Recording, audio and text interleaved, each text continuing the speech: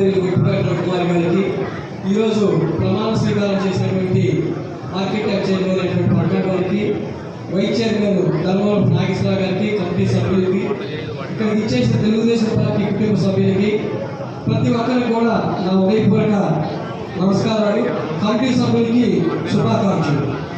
ఈరోజు మనం కనుక ఈ కమిటీ యొక్క ఎన్నిక తీరును చూస్తే మన తెలుగుదేశం పార్టీ సిద్ధాంతాన్ని, అన్నగారి లక్ష్యాన్ని ప్రేరేపించే విధంగా ఉంది.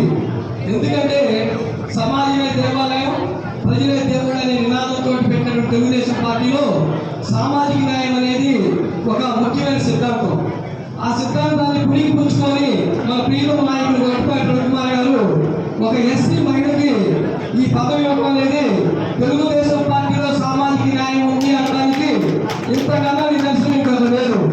ఇప్పుడు దాకా మనం చాలా సందర్భాలు చదువుతూ ఉంటాం.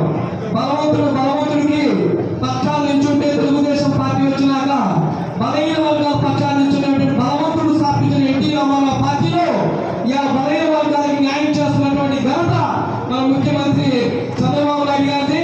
వారి నాయకత్వంలో మన గొప్పపాటి రవికుమార్ గారు అమలు చేస్తున్న స్థానిక న్యాయాన్ని కూడా మనం గుర్తుంచుకోవాల్సిన అవసరం.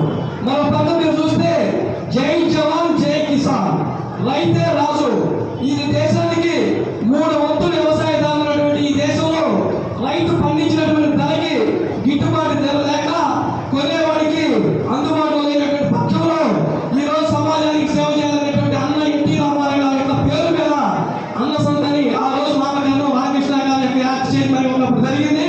దాన్ని సాధకం చేసుకుంటూ రైతుల యొక్క పండించిన ధరకి గిట్టుబాటు ధరిస్తూ దళారీ వ్యవస్థని మనం చెప్పినటువంటి తెలుగుదేశం పార్టీ సుపరిపాలనకి ఒక నాణ్యం చెప్తా ఉన్నాను.